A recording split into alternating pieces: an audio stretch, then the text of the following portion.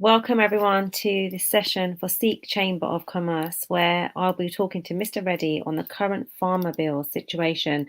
So, as you know, we want to find out a little bit more around the issues and insights and the perspectives into the current ongoing protests by farmers in India. Mr. Reddy, who belongs to a farming family and is engaged in education services, business, and farming for the past 23 years. And this is something that we have been, we've seen a lot of in social media and in mainstream, obviously in mainstream, a bit more now around, the farmers who are protesting in India around the three new laws. They're peacefully protesting for justice. It's very cold weather there. The situation obviously is that, news is being updated daily. So we want to find out, as Samir is right there now at the place where the farmers are protesting, a little bit about the current situation, but also speaking to Mr. Reddy in regards to his experience and a bit more insight, and also to find out, what the perspectives are and a little bit more around the whole protest so we can understand a bit more, because there's so much information out there. So this session is going to be a very important and powerful session to find out more about the farmers' bills so that we can all educate ourselves, but most importantly, so that we can do what we can to support, as I'm a daughter of a farmer and I felt very helpless in what I could do. And this is why I've, through my CFO, wanted to support this session and speak to Mr. Reddy. But before I do that, if I could invite Samir Singh to say a few words. Thank you so much, Minreet, for being the host for today's session. Welcome, everyone, to this very important session. We decided to do this session because when we started working on the ground, seeing that farmers were dying out of cold and out of just no infrastructure for them, we immediately came onto the ground and started providing night shelters and other basic amenities which they needed, so that no more lives were lost. Unfortunately, some more have been lost. We have been working hard here at the Sikh Chamber of Commerce to keep providing and increasing the infrastructure, the accommodations. But what we also found out from various people who we reached out to, that they had almost no information or very little or no clarity about the problem. This, why are the farmers protesting? What are their challenges? And why are they so against the bills that have been introduced by the government of India? So that's when we got in touch with Mr. Reddy, who happens to be somebody who knows this industry, this field very well. And so we're looking forward to this session. We ourselves will get to know a lot of insights. And we also hope that this session will provide all those who are watching with the most important critical insights about this bill. I also invite you all to please go to the different borders across Delhi, 5, 6 borders across Delhi, where farmers from across the country, all the way from Maharashtra, Kerala, Tamil Nadu, Uttar Pradesh, Uttarakhand, Punjab, and Haryana, they are descending in droves and lakhs. Please go meet them, support them, because what they are doing is they're only protesting, which is a democratic right given to them by the Constitution of India. So, without taking much more time, I am myself keenly looking forward to getting more insights. So, thank you for being here with us. Thank you, Minreet, and thank you in advance to Mr. Reddy for this session. Thank you so much, Samir. So if I could now introduce Mr. Reddy, who belongs to a farming family. Mr. Reddy is engaged in education services, business, and farming for the past 23 years. He holds a master's in engineering in supply chain management from MIT, which is the Massachusetts Institute of Technology in USA. He also has an MBA from IRMA, the Institute of Rural Management, Anand, and a BSc in agriculture. So someone very educated, very intelligent, and I'm actually looking forward to speaking to Mr. Reddy and also learning so much from yourself. Thank you so much, Mr. Reddy, for joining me. Thank you, Minreet. Thank you, Samirji. Thank you. Nice to be here. Really nice to have you here. I mean, if I could start off a little bit with, why is it that the farmers are protesting? Because this is the one thing that people don't really understand, the bills, but also why are they protesting?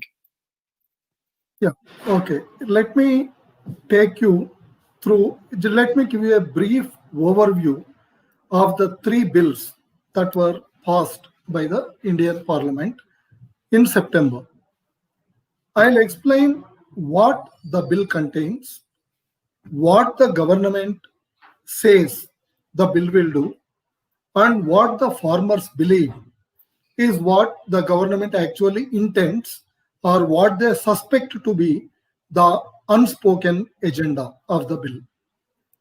The first bill is titled Farmers Produce Trade and Commerce Promotion and Facilitation Bill 2020. Let's call this bill as a APMC and Mandi bill in a colloquial term, because this bill mainly redefines the Mandi or the Agricultural Produce Market Committee as within the geographical area of the market yard, whereas earlier Agricultural Produce Market Committee covered all the agricultural crops that are covered within the region defined by that market yard definition. Now it is only the physical premises of the market yard. The government claims that now the farmer can sell to anybody, anywhere, any person having a PAN card, that is permanent account number card, which is a government given card for all citizens of India. Anybody can purchase any grain or any agricultural produce anywhere without paying any market cess or market tax, without paying any commission. So today it says that the government is saying that the farmers are given freedom to sell to anybody. So there's a competition is increasing. So competition will benefit the farmers. But the farmers believe that there is a hidden, unspoken agenda behind this. Because farmers say we were always free to sell wherever we want to whomever we want. There are no restrictions on farmers in India in selling their produce anywhere to anybody. It is the buyers or the traders who had restrictions, because a buyer could not buy anywhere from anybody he wanted till before this bill, because a buyer or a trader had to register with a agricultural produce market committee or a mandi. A buyer had to take license. A buyer had to provide a bank guarantee to purchase there. So now the buyers don't need to do any of that. If they have a PAN card, they could go anywhere and buy. So the farmers are saying that farmers were always free. Now the traders have become free. You have not given freedom to the farmers. You have given freedom to the traders. Okay. So what will the traders do? Earlier, when they were buying in a mandi, they had a license, they had to register, they had to provide a bank guarantee, and the mandi used to take care if the trader doesn't pay the farmer on time or in case of any dispute. Now the trader can buy anywhere from anybody, and he is free to do that without any restriction, and he is probably also free to run away also. So that's what the farmers are suspecting.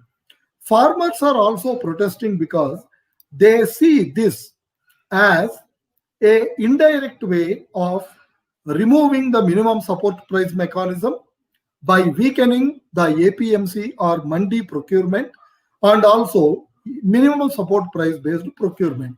So they want to strengthen the APMCs but not remove the APMCs or weaken the APMCs. That's what the farmers suspect. The second bill, the official name of the second bill is Farmers Empowerment and Protection Agreement on Price Assurance and Farm Services 2020. Let us colloquially call this as Contract Farming Bill. So this bill legalizes contract farming. So farmers can enter into contracts with big agribusiness companies at a predefined or pre-decided price, and there are certain payment mechanisms and contract mechanisms, etc., are formulated in this bill. Now, the problem of the farmers. Why farmers are protesting? Because one is past historical examples. Contract farming is not new in India. About 20 states in India already permit contract farming. 20 states in India already permit contract farming legally. Only thing is, still now, a contract farming company also had to take permission or a registration or provide information from the mandi or the agricultural produce market committee. Now a company can go and enter into contract farming with any farmers without the mandi coming into the picture or without any registration. The doubt or fear of the farmer is they had certain bad experiences with contract farming earlier. During the period 1988-90 and almost up to 1997, one of the biggest cola or soft drink producers and sellers in the world, I can't name it for obvious reasons. So one of the biggest cola companies in the world has entered into contract farming agreement with large number of farmers near Hoshiarpur in Punjab for contract farming of tomatoes. This did not succeed. Farmers have faced a tremendous amount of problems because whenever the market price was much higher than the price at which they entered into contract, they used to buy from the farmers, these contract farmers. Whenever the price in the outside market used to go below the contracted price, they used to buy from the other farmers rather than the contracted farmers, and they used to tell the contracted farmers saying that no, your produce quality is not good, your variability is very high, your produce is very bad and all. So this cola company, which also is into potato chips and all that, after about 5 or 6 years, they have closed down the tomato contract farming. They entered into potato contract farming. There, they introduced certain variety of potatoes. See, normally farmers cultivate potatoes which can be made into a sabji or which can be cooked and eaten. But potato chips companies don't want potatoes which can be made into sabji. They want potatoes which can be fried into chips.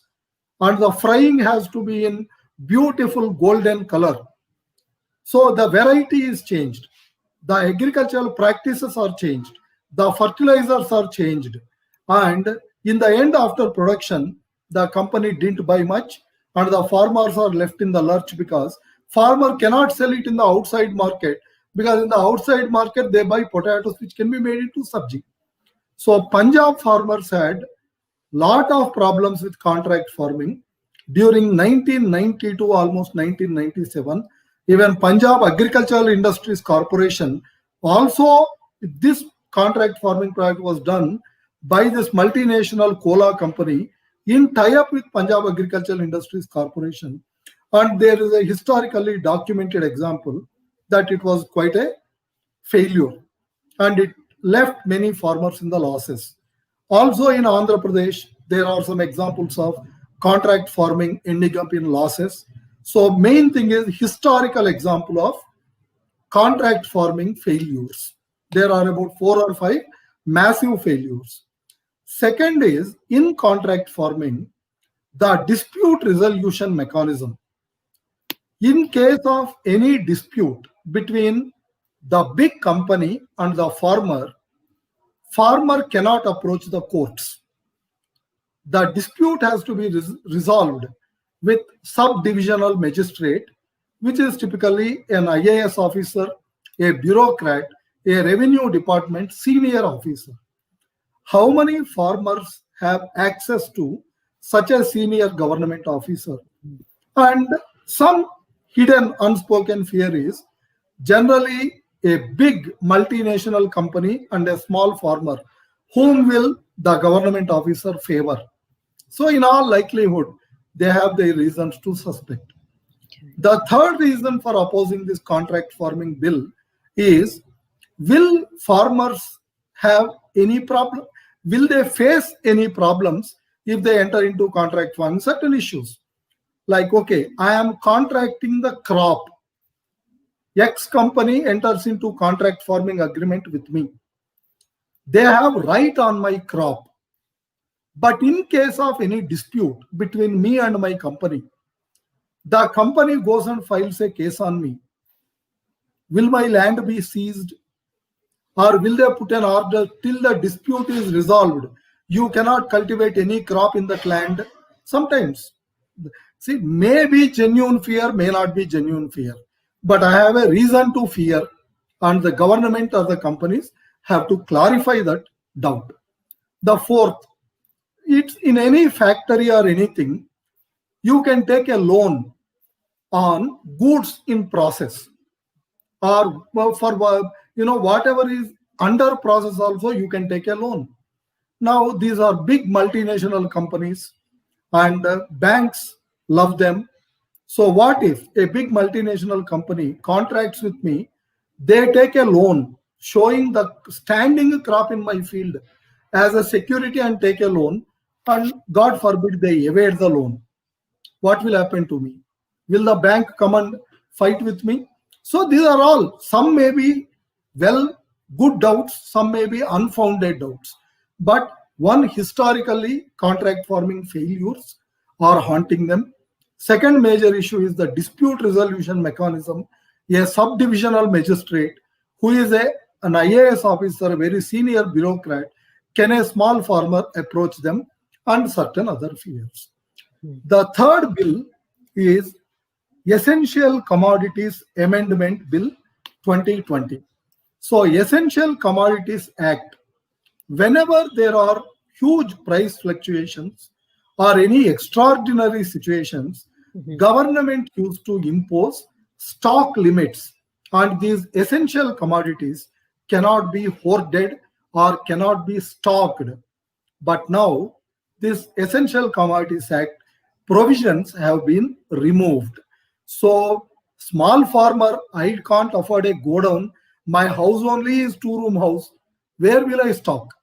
So who has the facility to stock and store tons and tons of agriculture items? Obviously, either big farmers or traders. And today it is perfectly legal to store any quantity for any amount of time. Obviously, it favors big business people because they can hoard the items, they can stock the items, and they can sell, increase the price. So this is seen as a move to favor big business people and traders and not farmers. So whether the Mandi weakening bill, the first bill, though it says it's giving freedom to farmers to sell, it's actually giving freedom to traders to buy anywhere. Second bill, contract farming bill, is favoring big businesses. Essential commodities provisions removal favoring big businesses. So farmers are treating these three bills as favoring the business people and traders rather than the farmers. So this is the dispute between farmers and the government. Minreet. Thank you. I hope I could make sense. I hope. No. I mean, but this is the thing. I think it's very interesting, but it's very overwhelming and complicated for, say, like someone like myself. But because we just look at it like three bills, what do they mean? But that's very interesting. You've given such a good insight for someone to actually go away and research into it. My next question, why are only Punjab and Haryana and Sikh farmers protesting? Why not others? Okay, see, first we need to, it looks to an outsider, only Punjab, Haryana farmers and predominantly Sikh farmers are protesting. Why are not Madhya Pradesh farmers protesting? Why Rajasthan farmers not protesting? Why South Indians not protesting? This bill affects every farmer in the country.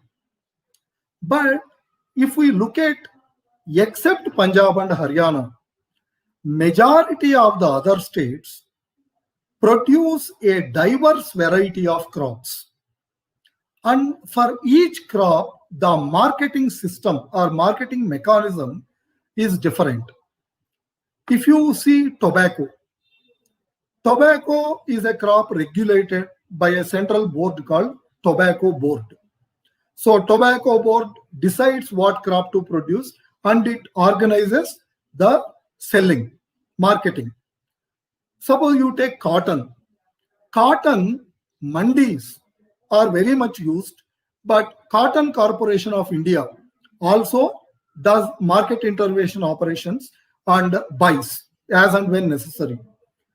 Maize, or what's called corn. Corn is most major use in India of corn is in poultry feed industry and sometimes starch, industrial starch industry. So there are parallel channels like industrial buyers. They are already there. Fruits and vegetables, they don't come to mandis because fruits and vegetables are largely outside the purview of the mandis. Coffee, tea, they have coffee board, tea board. So if you take majority of the crops, they have other sugarcane. Sugarcane predominantly is dependent on sugar mills. So sugar mills buy sugarcane. So if you take any state, Maharashtra produces sugarcane or Madhya Pradesh produces. So mandis are mainly for paddy, that is rice, wheat, oil seeds, and pulses. Pulses are what we call dals. Tur dal, moong dal, chana dal, the urad dal, dals. But the dal farmers are also not protesting because most of the farmers who produce these dals, tur dal, moong dal, dals are produced mostly as intercrop, that is between two crops.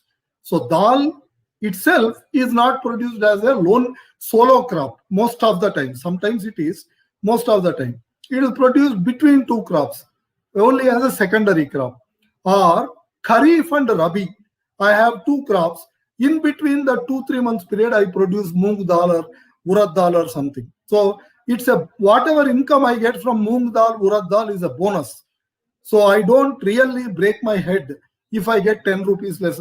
So mandis have become mainly predominantly for rice, wheat, oil seeds, and some pulses. And Punjab and Haryana, almost 60% of the land is under rice and wheat. And 95% of this rice and wheat is sold through mandi.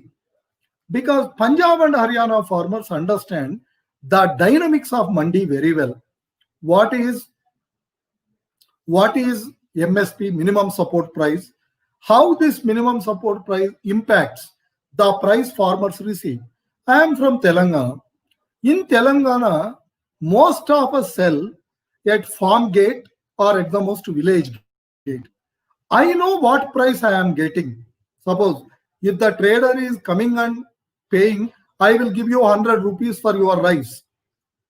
I know I am getting 100 rupees, but I don't understand how that 100 rupees price is discovered. That 100 rupees price is discovered by a basis called minimum support price and a price discovery that occurs in the mandi.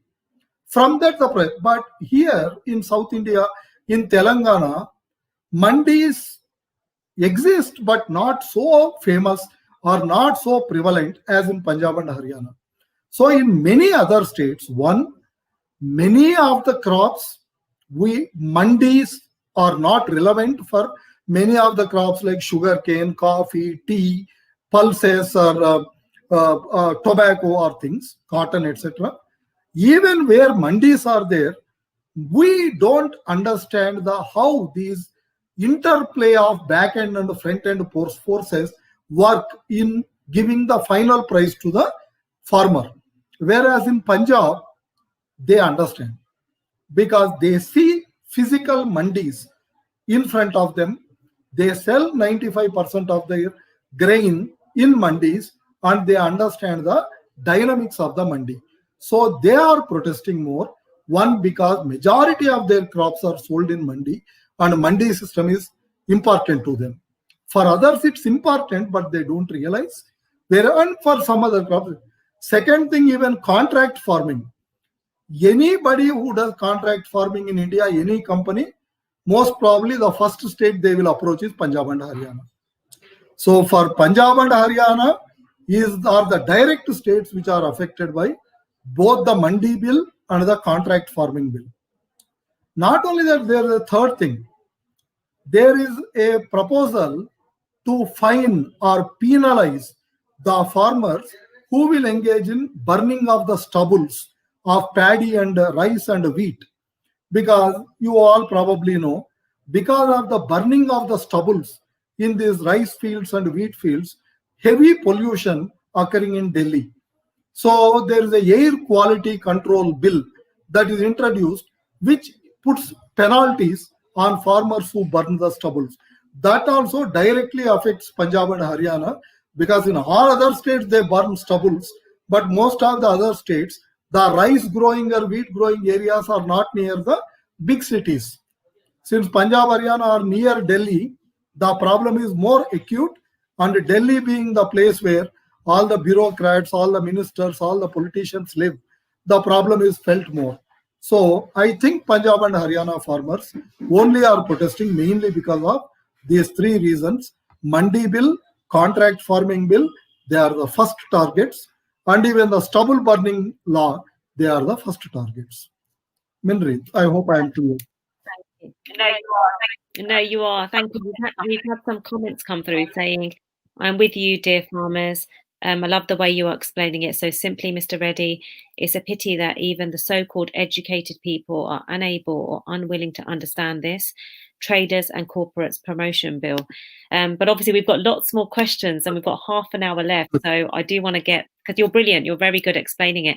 My next question is, only 6% of the total produce is procured under MSP in India through APMCs, which shows it's a failure. So removing it is beneficial. Why object to the removal of MSP? Okay. See, first we have to understand what is MSP. Minimum support price is an assurance or minimum assurance. It doesn't make you rich. If nobody buys, then I will buy from you at this price. That's what government says, and that's what is minimum support price. Everybody is looking at that 6% and saying that only 6% is bought at MSP, so it's a failure. I say no. If only 6% is bought at MSP, in my opinion, it's a success. See, you live in London. You know there is a homeless shelters. Homeless shelter is a place where people who do not have food or a place to sleep go there and get food and shelter to sleep. 6% of the population of London are only using homeless shelter. 94% are not using. So this homeless shelter is useless. So let's close the homeless shelter. I say no. Only 6% of the people are using the homeless shelter means 94% of the people have food to eat. 94% of the London citizens have a place to sleep. So that means the government has taken care of 94% of the people. They have food to eat outside, so they did not come to the homeless shelter. So the lower the percent of the people who use the homeless shelter, the better the government is. If 50% of the people of London are depending on homeless shelter, that means London city has not taken care of its citizens well. 50. So MSP is like that. MSP is like a homeless shelter.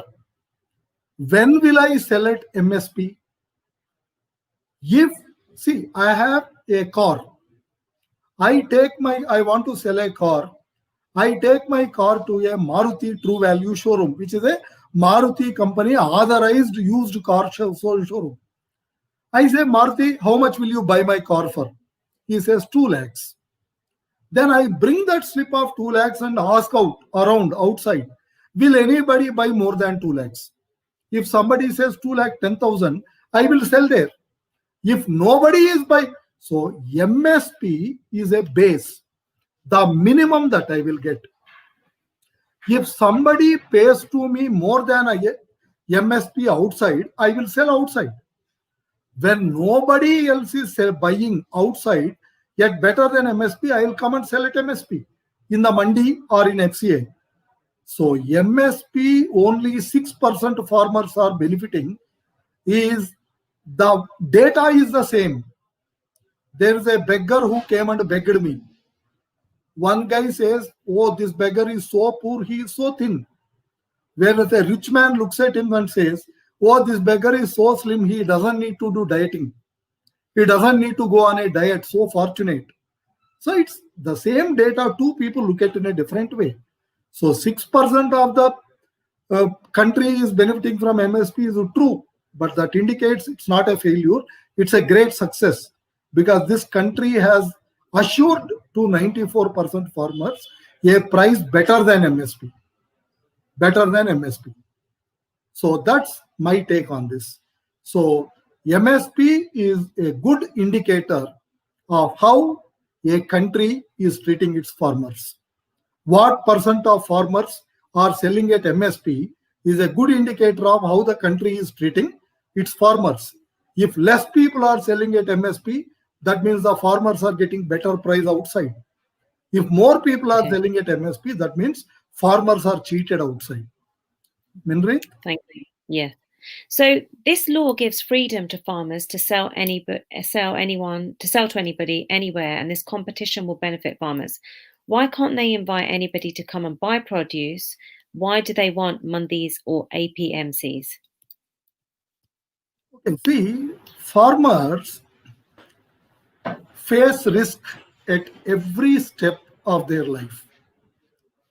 The very purpose why mandis have come up, I'm sure you might have seen, or many of the viewers might have seen, a movie called Mother India, in which Nargis Dutt plays the mother, and of course her husband and some Rajkumar play her sons. It's all about how money lenders and traders used to fleece the farmers in 1950s. So to remove this exploitation to minimize the exploitation of farmers in the hands of these money lenders and traders, only the mandis have come. Mandis provide 2 or 3 very significant benefits. Mandis provide most liquid platform for price discovery. What is price discovery? For urban people to understand, I'll explain. Professor Sukhpal Singh, who was my teacher at IRMA in MBA and presently a professor at IIM Ahmedabad, has given one example in a recent interview to Bloomberg Quint. You are a city dweller. You have many shares.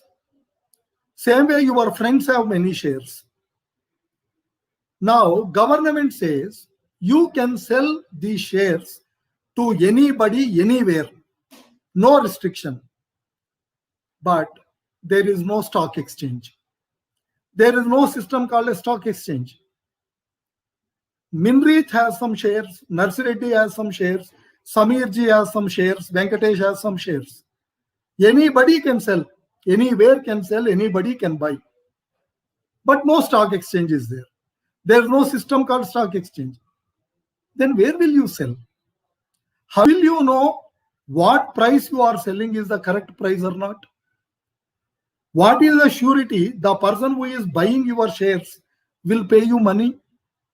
So basically, a mandi is the stock exchange for agricultural commodities. A mandi is the place where a large number, it is the single biggest place where agri commodities are sold.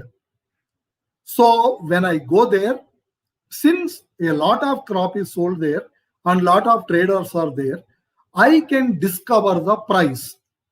Not only that, even private money lenders also base their price on mandi price only. Even the contracting companies, if Reliance Fresh, Heritage Fresh, or Big Bazaar or Big Basket, they want to buy an item. If Mandi is buying an item at 100 rupees, Big Bazaar will not give you 200 rupees. They say, Mandi is buying at 200 rupees, I will give you 1 or 2. So every agriculture trade, even the outside trade, is tied to the Mandi. But if the Mandi doesn't exist, if the stock exchange is not there, Minreet, how will you sell your shares? Do you put your shares in a basket and go and say, okay, shares and all? How will the people know you are selling shares? So there is no place. So anybody can quote any price. Earlier, when I was getting 100 rupees, I am putting in a basket and selling. Somebody said, I will buy at 30 rupees. If you want to sell, otherwise get lost. So there is no market discovery mechanism. Mandi is a market discovery mechanism. If Mandi is not there, it becomes very unstructured. Anybody can cheat you. Second thing, a buyer, a trader, when Mandi is there, he has to come, he has to register, he has to take a license, he has to provide his credentials like his financial documents, his bank guarantees. So a farmer has security, surety that if I sell, he will pay me money because he has already given bank guarantee in the bank, in the Mandi. Outside, how will I know he will pay me or not? Biggest problem is payment. He will buy, he will quote some huge price and I will be greedy and I am very happy and I will sell it to him. Tomorrow if he runs away, how will I recover my money? Even in the present bill, no word is mentioned how they will regulate the private trade. They are saying anybody can buy anywhere to anybody, but who will control that purchases? Who will administer them? Who will regulate them? Nothing is mentioned. What happens if the trader runs away? In Mandi, trader has given a bank guarantee, so the Mandi will take care of the dispute resolution and the farmer getting payment. Outside, who will ensure that I will get payment? So Mandis are required. One, as a price discovery platform. Two, as a price, because outside buyer, only if he pays me 2 rupees more than Mandi, I will sell to outsider. If he pays less than Mandi, I will sell in the Mandi. So it's giving me a fair ground. Mandi is buying one item at 100 rupees. Outsider has to pay me 10 rupees more to get my product. There is competition. But if Mandi doesn't exist, a guy who was paying 110, he will pay me 60 tomorrow. I will be at a loss. Third, counter guarantee. Again, the financial guarantee. Mandi takes care of the dispute resolution. Mandi ensures the checking of the credentials of the buyer. So Mandi favors the farmer. Otherwise, farmers are not idiots. If something is the new law is benefit to them, such a great benefit as all the intellectuals are saying, I am not an idiot to go on to protest it. Why are people protesting? They have a reason which all these intellectuals are unable to understand. That is this fear that competition will increase. But competition has to pay me, no. Competition has to pay me a fair price, no. Competition has to assure me of payment, no. All those safeguards are not there in the new bill. Safeguards are not there in the new bill. Third, today they are saying that, okay, Mandi has market cess. Mandi has commission agents who charge. Outside market, all these are removed in the new law. Okay, on paper there are no commissions. On paper there is no market cess. Will anybody buy outside without commission? Anybody, even to sell a cycle also you have to pay commission. There are instances in Bihar, Mandis were abolished in 2000, about 14 years ago. There, unofficially, they are charging more commission than what Mandi charges. and market cess. Market cess is charged in the mandi not from the farmers but from the traders. Today outside, the trader will save the market cess, but will the trader pass on that benefit to the farmer? I don't think so. So today, almost all the laws are weakening the farmer stand and strengthening the trader. That's why I think farmers are protesting. Minri. Thank you. So I've got a question that's just come in from Vishwas Garg. Did the Indian government have a dialogue with farmer groups before making these laws? I am not sure, but as far as the press reports are concerned, the press reports and the media reports indicate that none of them were consulted. But I am not aware because I don't have authentic information. Okay. According to media, there is no news that anybody is concerned. Anybody was, they had a dialogue or consulted or anything. So my next question is, critics claim that farmers are making huge profits by exploiting MSP in rice and wheat and cheating the country. That's the reason why they want MSP to continue to hide their inefficiency. Is that true? Minrit, as I already said, MSP doesn't make you rich. MSP just provides a life support system. It will not let you die, but it's just barely enough to live. But some of the narrative in the media is as if MSP is making all these farmers rich. So they want to perpetuate this bad system forever, and they want to make the huge money out of this. I don't think so. First thing is, okay, nothing is explicitly stated about MSP in the laws, in these bills, but the hidden intent seems to be to remove MSP or to MSP, reduce MSP based procurement, either from mandis or from FCI. Hidden intent, not explicitly stated. Because the Indian government a few years ago constituted a committee under the most eminent agricultural scientist, Dr. M.S. Swaminathan. Dr. M.S. Swaminathan has recommended a new method of calculating minimum support price. Minimum support price at present is there approximately for 23 crops. Minimum support price is calculated by an organization called Commission on Agricultural Costs and Prices. In agriculture, there are three main costs.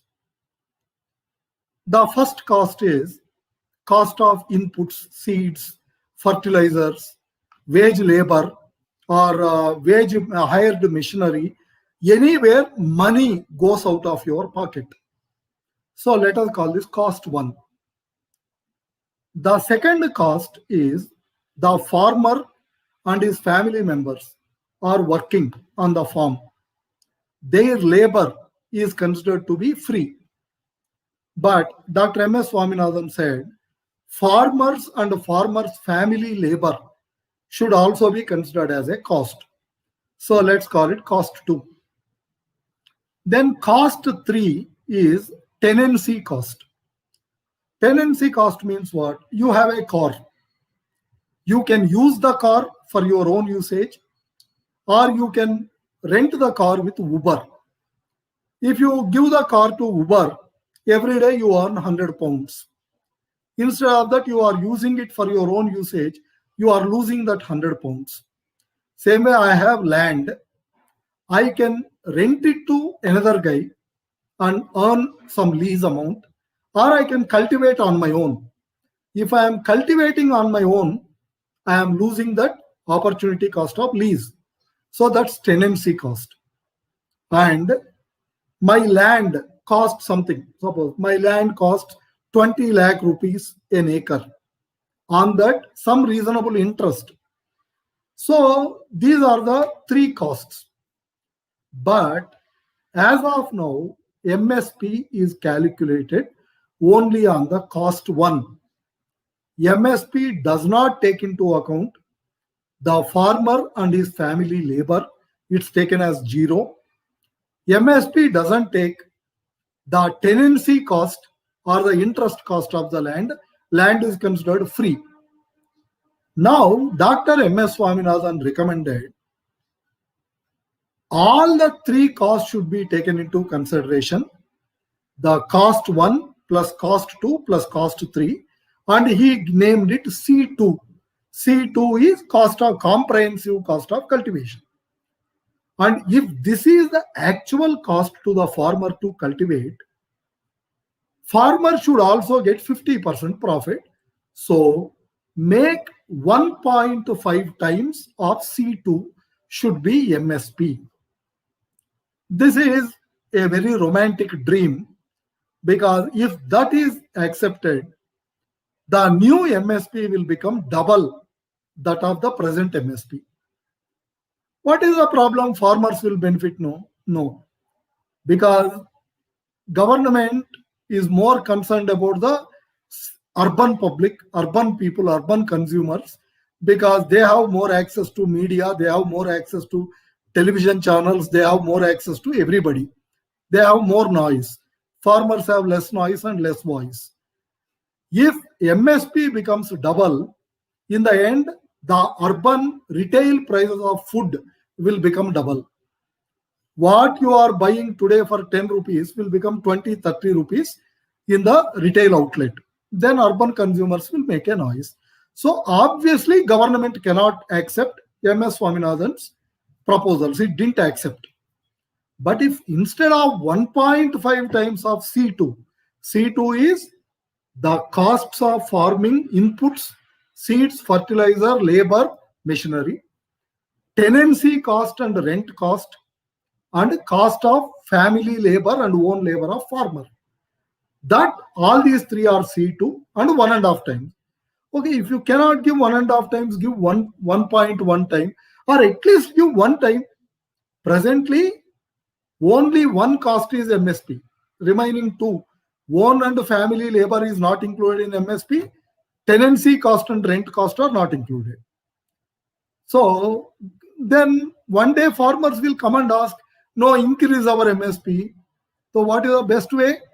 Remove MSP. Then farmers will come and beg, at least please keep the old MSP. We don't want increase. Please keep the old MSP. So somehow, to me, to my untrained eyes, this seems to be the game that is going on. First you say no MSP. Then you say, okay, I agree to keep MSP, but no written agreement. Then third, you say, okay, I will give you written agreement, because otherwise farmers will ask for new M.S. Swaminathan proposals. M.S. Swaminathan proposals will be double. So you play a game with farmers, say that we will remove MSP. Somehow it seems to me that to me. Second thing, MSP doesn't make anybody rich. I am a paddy farmer. I myself am a farmer. I have 12 acres of land and I produce rice. According to my calculation, in my village, under assured irrigation, my land is irrigated under Nagarjuna Sagar Dam. Under assured irrigation, we call bags. One bag is 75 kilos. Kharif 40 bags, Rabi 35 bags, around 75 bags paddy I produce, which will work out to about 56 quintals per annum for 2 crops. Out of this, 30% goes for lease. If I am a tenant farmer, I have to give 25 bags to the owner straight away. So 56 quintals at the MSP of 1868 per quintal for rice. High quality grade A rice is 1,888 rupees. My annual income on 1 acre of paddy under assured dam irrigation, growing the best variety of rice non-basmati variety of rice in India called Sona Masuri is about 1,05,000 rupees. Out of that, straight away 35,000 rupees goes for lease. So leftover is 70,000 rupees. Out of that, for two crops, Kharif and Rabi, my investment minimum 40,000 rupees. Straight away 40,000 goes. That means 30,000 left over. Out of that, some miscellaneous costs, another 5,000. If I am a tenant farmer producing the best quality of non-basmati variety of rice in India under assured dam irrigation, I make 25,000 rupees per year per acre. If I am a land owning farmer, I make about 65,000 rupees. Yet MSP. Here, if my land is irrigated by a bore well, electricity cost, if any, and the maintenance cost not included, my labor, my family labor not included, my land interest not included, all these are free. And only if that year there are no floods, no droughts, no diseases, no pests, no calamities, no catastrophes. So in the best of the conditions, per year, per acre, I make 25,000 rupees. Under MSP, if I am a tenant farmer, 60,000 rupees if I am a land-owning, self-cultivating farmer. How rich can I become? Do I become a multi? This educated people don't understand because they have never seen a farm. They see the calculator. This is my own land. I cultivate. I do farming. I also have another business, but farming also I continue. This is my actual calculations. So if I am a rich farmer, because I have 12 acres of land, I can be classified a very rich farmer like me with 12 acres of irrigated land per annum makes 7 lakh rupees per year net income if I cultivate. With 7 lakh rupees, I cannot send my daughter to school, to a good school, because a good school costs 3-4 lakh rupees per annum, just tuition fee.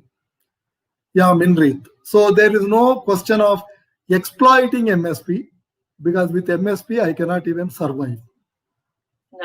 No, I understand. And I think this is the thing that people need to understand a bit more, which you've done very well. So we've got about 7 minutes left, and I'm conscious that I haven't gone through all the questions, but I have some questions that have come through. So one of them is from Praveen Mochel, who said, why is the government not making MSP purchase compulsory for outside mandi buyers? Because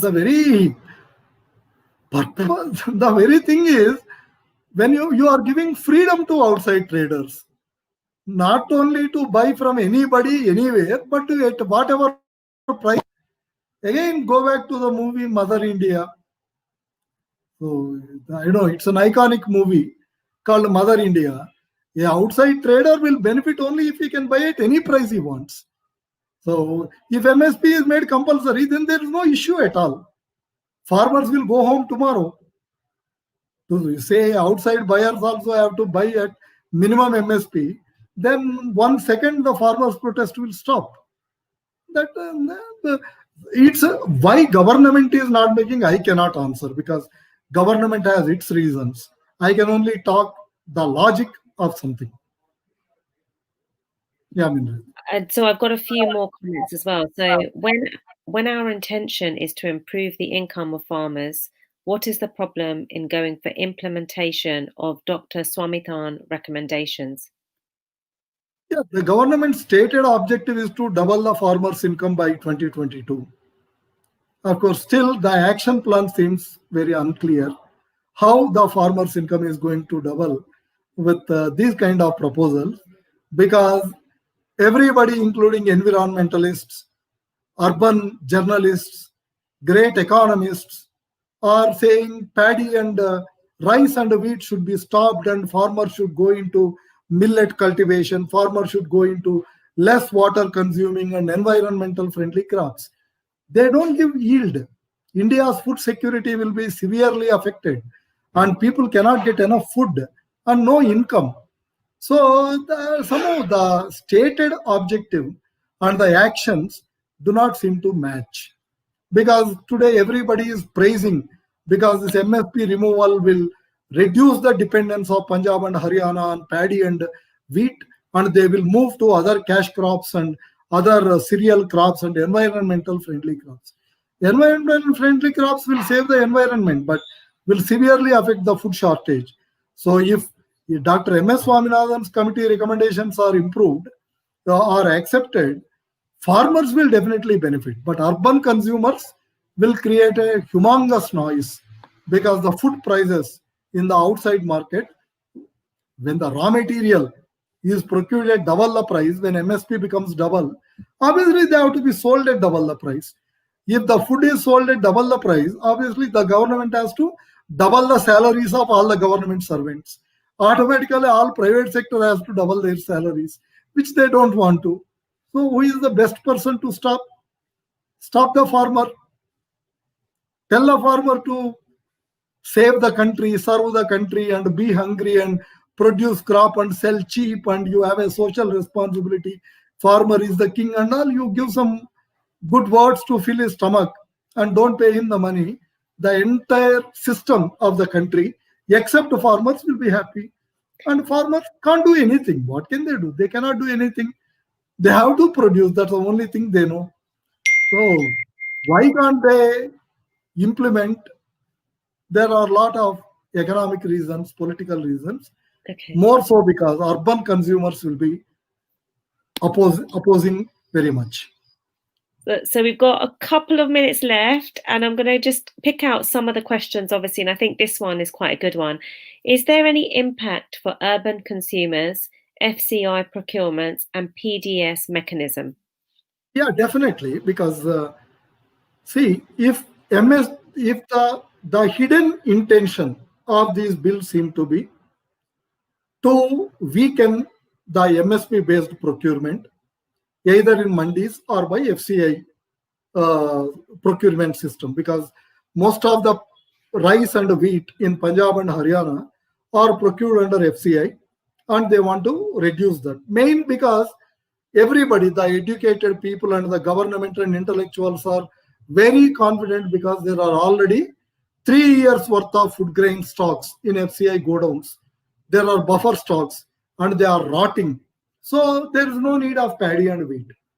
Definitely, because if the MSP based procurement is reduced or stopped, this is a long term impact after 4 or 5 years, not immediate, because we have 3 years sufficient food grains in the FCI godowns, Food Corporation of India godowns now. So for 3 years, nobody will feel the pinch. But gradually, FCI is weakened. Why FCI procurement happens? For PDS. What is PDS? Public distribution system, where in every village there are these ration shops where the poor people are provided rice, wheat at ₹2 a kilo. Cheap food is provided to underprivileged people, economically backward sections, rural and urban poor. Main FCI procurement based on MSP is for this. Once FCI procurement becomes weakened, public distribution system gets damaged.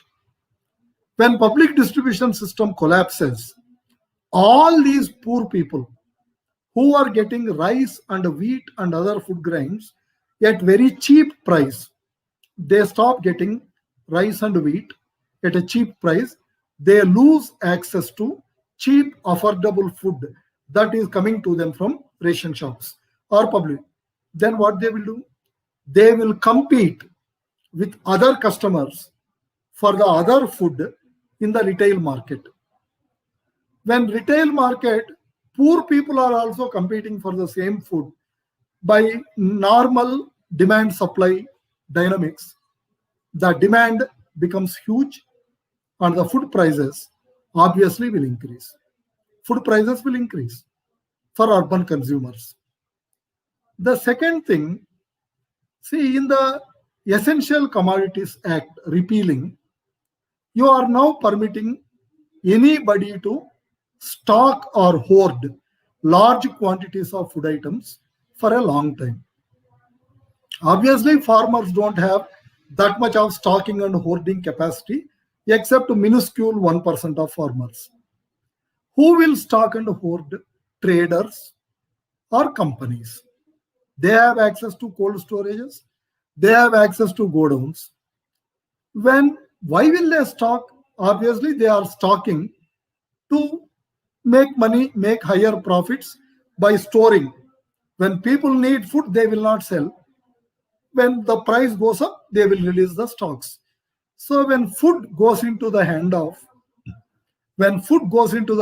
private players, completely in the hands of private players, because now food is partly in the hand of government from Food Corporation of India and FCI and PDS. Tomorrow, when PDS is weakened, public distribution system is weakened, Food Corporation of India is weakened, and food goes completely into private players, obviously, they will only try to make money out of it. We can only pray that they will be very kind enough, very generous enough to sell food at an affordable price, but I doubt that.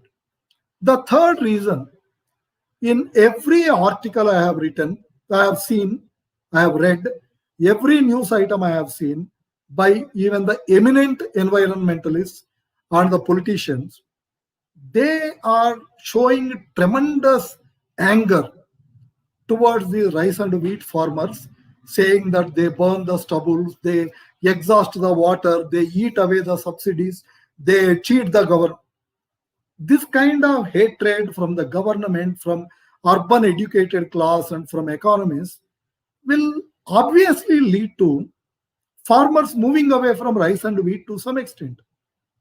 From rice and wheat, if I move away, where I have to move away? I have to move away to some other non-food crop. Maybe I will plant mango orchard, or I will plant banana orchard, or I will go into some other crop. Once I shift the crop, my machinery is different. My processes are different. My complete lifestyle changes. Now, even if 20% of the rice and wheat fields shift to some other crop, because of all this anger that is floating around on rice and wheat farmers everywhere, from government, from civil servants, from media, from economists, even if 20% of the land farmers shift from rice and wheat to either better remunerative or safer crop, then food security of the country will be severely affected. After 3 years, you have 3 years worth of rice and wheat in the godowns. They get exhausted in maybe 4 years, 5 years. After that, suddenly you ask me to produce rice again, saying that you are a farmer, it's your responsibility to feed the country. I cannot, because already there is a mango tree in my field. For feeding you, I will not cut off my mango tree and plant rice again, plant wheat again. So 3 aspects: MSP procurement reduced, FCI weakened, then PDS system gets affected. PDS system gets affected, poor people will lose access to cheap food. Then poor people will compete with middle class for the outside retail market food. Retail market food prices will increase. When private players are given permission to hoard or stock the food items, then food goes into the private hands completely. Then food prices will increase, because then it will be market play. Consumers face bigger danger than the farmers. Third, with this anger, if even 10-20% of the farmers shift from rice and wheat and go into some other crop, probably country's food security may face, if not immediate danger, a future danger. So I see a very real and impending danger, more danger to consumers, urban educated elite class, than actually farmers. So please try to understand the issue. Minreet. Thank you so much, Mr. Reddy. I feel so bad that we didn't get through all the questions, but if anybody who has joined who has said, thank you for this discussion, thank you for sharing this, everyone's found it very interesting, how can they contact you if they do have, because there are some really good questions that I had that we didn't get around to ask. So Mr. Reddy knows his stuff. How can they contact you if they want to ask? You want to display my number? Yes, please. I mean, we'll give you details if you have it, however best is to give them, and we can always add it on when we share it as well. 99484 04648 is my mobile. I repeat, 99484 04648 is my mobile number. My email ID is Gayam Narsi, Gayam, M for Madras, Gayam Gayam, Narsi Narsi, @yahoo.com. Thank you so much. And the comments have just come in. Thank you very much. Very nicely explained. Thank you for your time, sir. Thank you so much, Mr. Reddy. Really appreciate your simple, clear explanation. And we have put the email up as well on the chat. So thank you so much, Mr. Reddy. And to everyone that joined, thank you for joining. Thank you to Samir for organising this. I really appreciate it. I found it very insightful. I've got a lot of research to do, I can tell you that much. So thank you to everyone. Really appreciate it. Thanks Please a lot. stay safe. Nice And to be stay here. well. God bless you. Thank you. Grateful for this opportunity, Sikh Chamber of Commerce and Mr. Samir Singh and Minreet. It's very nice knowing you. I hope I could satisfy your expectations. It was brilliant. Honestly, thank you. Absolutely brilliant. So take care, everyone. Stay safe, stay well, and support, the cause for what it is. And obviously do your research, and obviously contact Mr. Reddy if you want any more information, or Samir Singh, the Sikh Chamber of Commerce, a brilliant platform bringing you, interviews like this, but obviously much, much more. So stay tuned to their social media as well. Thank you very much, and take care, everyone. And I will hopefully be able to host some in the future. Bye for now.